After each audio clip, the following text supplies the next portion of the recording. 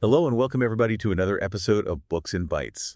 This time we're diving deep into Isaac Asimov's Foundation, a true sci-fi classic, and I'm thrilled to be exploring this epic with you. Oh, absolutely. It's a book that's had a huge impact on so many authors and scientists, even entrepreneurs. So true.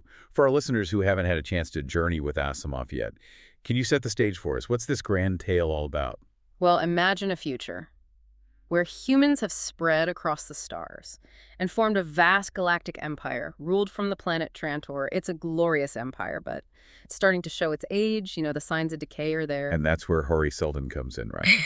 The plan to save humanity from a dark age. Exactly. Hari Seldon is a psychohistorian. He's developed a method for predicting the future of societies using mathematical models, and he foresees the empire's fall and a long period of barbarism. But he also has a plan to shorten that dark age. Okay, this psychohistory, it's a pretty central concept in the book. How does it actually work? And what are its limitations? Well, it's based on the idea that the behavior of large populations can be predicted statistically, just like we can predict the weather. Of course, individual actions are impossible to foresee, but mass movements, social trends, those become predictable. It's like a blend of history, sociology, and advanced statistics all rolled into one. So Seldon sees these big picture trends and uses them to craft his plan. What does that plan actually look like? He sets up two foundations, each with a specific purpose, at opposite ends of the galaxy. The first foundation is established on a remote planet called Terminus, and they're tasked with creating the Encyclopedia Galactica. The Encyclopedia Galactica, that sounds like a massive undertaking. It is. It's basically a compendium of all human knowledge. Wow. But why an encyclopedia? How would that help shorten the galactic dark age? Seldon believes that by preserving and sharing knowledge, the Foundation can lay the groundwork for a new empire, to rise from the ashes of the old one much faster than if things were left to run their natural course. I see. So it's not about military power. It's about the power of ideas, the power of education to rebuild civilization. But there's more to Seldon's plan than just compiling knowledge, right? Oh, absolutely. He engineers a series of crises, known as Seldon crises, that the Foundation will inevitably face. These crises are designed to force the Foundation to adapt, to innovate, and ultimately to shape the course of history in very subtle ways. Wow. So Seldon is playing a very long game here, setting up events that will unfold over centuries. But can you really predict things that far in advance? Don't unforeseen circumstances throw a wrench in the plan? That's one of the central questions Asimov explores in the series, even with the best-laid plans. The human element, the unpredictable nature of individual choices, can always disrupt things. Right. So the first foundation is established on Terminus, with this grand encyclopedia project in motion. What's the first major crisis they encounter? And what does it reveal about Seldon's plan and the Foundation's approach to problem solving? The first crisis happens when neighboring planets see the Foundation as weak and vulnerable, ripe for exploitation. They try to impose their will on Terminus. But the Foundation, using their technological superiority and their clever diplomacy, manages to outmaneuver them. A classic David versus Goliath situation. They use their brains, not their brawn, to overcome the challenge. Is this emphasis on intellect over military might a recurring theme in the books? Absolutely. The Foundation consistently relies on its scientific knowledge and technological skills to solve problems and maintain its independence. Asimov seems to be making a statement about the power of reason and ingenuity over brute force. There's actually a famous line from the book that captures this perfectly. Violence is the last refuge of the incompetent. Powerful words. But the Foundation's challenges aren't just external, are they? They face internal conflicts as well. How does Asimov explore those tensions within the Foundation itself? Well, one of the early challenges is finding a balance between preserving knowledge and actually applying it for practical purposes. Some people within the Foundation believe their sole focus should be on the Encyclopedia Galactica, while others think they should use their scientific knowledge to address the immediate needs of the Foundation and the surrounding planets. It creates a real dilemma for them. That's a fascinating tension, this struggle between knowledge for its own sake and knowledge for practical application, a question that's relevant even today. But let's talk about the second foundation. Why did Seldon establish a second foundation, and what role does it play in his grand plan?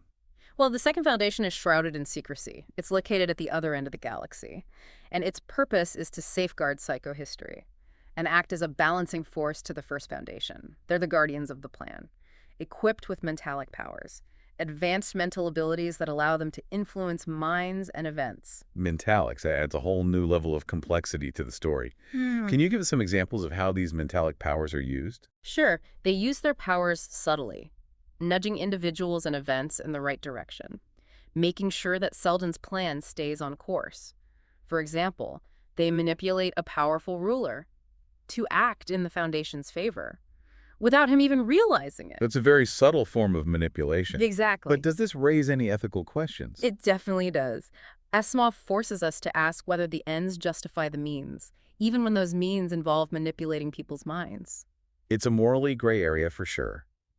But as we discussed earlier, even the most carefully crafted plans can be disrupted. And that's where the mule comes in, right? Precisely. The mule is this mutant with extraordinary mental powers, Yeah. who completely disrupts Seldon's carefully laid plans. He conquers planets left and right, and for a while it seems like Seldon's plan is doomed. This mule character sounds fascinating. Yeah. What does his appearance tell us about the limitations of Seldon's plan and the unpredictable nature of history? He highlights the fact that history is not a neat and predictable progression. It's messy, it's chaotic, and it's driven by individuals who can make choices that defy even the most sophisticated predictions. The mule represents the force of personality, the unpredictable element that can reshape entire societies. He's like a living embodiment of chaos theory. Even a small change can have massive unforeseen consequences. But the Foundation eventually survives the mule's reign, doesn't it? How do they overcome this seemingly insurmountable challenge? The second Foundation steps in, using their own mentalic abilities to confront the mule. It's not a physical battle, but a battle of minds, a clash of wills. And they manage to not only defeat him, but also guide him towards a more benevolent path. So they outmanipulated the master manipulator. You could say that. But this confrontation with the mule must have had a significant impact on the relationship between the two foundations. Oh, absolutely. The first Foundation, who were initially unaware of the second Foundation's existence and role, become very wary of their power. The very idea of a group capable of such manipulation breeds paranoia and suspicion. The search for the second Foundation becomes a driving force in the later part of the book. So we have the first Foundation grappling with this new knowledge, this awareness of a secret group pulling strings behind the scenes. What does this internal conflict reveal about the Foundation's evolving identity and their anxieties about the future? It forces them to confront the possibility that they're not fully in control of their own destiny, that they're pawns in a larger game, orchestrated by forces they don't fully understand. This realization creates tension and division within the Foundation as they struggle with questions of trust, autonomy, and the very nature of Seldon's plan. It sounds like Asimov is tapping into some very universal human anxieties here. The fear of the unknown, the desire for control in the face of uncertainty. But the story doesn't end there, does it? What happens next in the Foundation's journey toward building a new empire? The Foundation faces several more crises, both internal and external, as they navigate the complexities of galactic politics, economics, and social change. But perhaps the most significant challenge comes when the pre-recorded messages from Hari Seldon, which have been guiding them through each crisis, stop appearing. So they're on their own now. No more guidance from the master planner. How do they cope with this lots of direction? This is where the true test of Seldon's plan comes in. Can the Foundation, with all the knowledge they've accumulated and the experience they've gained, navigate the future on their own, or are they doomed to repeat the mistakes of the past? It's a question with profound implications. It's like Asimov is asking us to consider whether humanity can break free from the cycles of history or whether we're destined to keep making the same errors over and over again. I'm really eager to dive into this, but we'll have to continue our exploration of the Foundation's journey in our next episode. Thanks for joining us for this fascinating discussion. It's been my pleasure. And to our listeners, stay tuned for part 2 of our deep dive into Isaac Asimov's Foundation, where we'll delve deeper into the Foundation's struggles, the emergence of new leaders, and the ultimate fate of Seldon's grand plan. Until then, keep exploring the vast universe of ideas. Welcome back to Books and Bytes, as we continue our deep dive into Isaac Asimov's Foundation. When we left off, the Foundation was facing a critical turning point. With the pre-recorded messages from Hari Seldon coming to an end, they were on their own, without the guidance of their founder. So, what happens next? Well, this is where the true test of Seldon's plan begins. Can the Foundation, with all its accumulated knowledge and experience, successfully navigate the future without Seldon's direct guidance? Or are they doomed to repeat the mistakes of the past? That's the big question. So how does the Foundation respond to this new reality? It's not an easy transition. They face a lot of internal turmoil and debate. Some cling to the idea that Seldon's plan will still unfold as predicted. Others believe they need to forge their own path. That makes sense. It's like a society suddenly losing its founding father, its guiding light. There's bound to be uncertainty and disagreement about how to move forward. Exactly. And this internal conflict plays out in various ways. There are power struggles, Yeah. philosophical debates, Yeah. even outright rebellions. So the Foundation is really being tested, Yeah, both internally and externally. absolutely.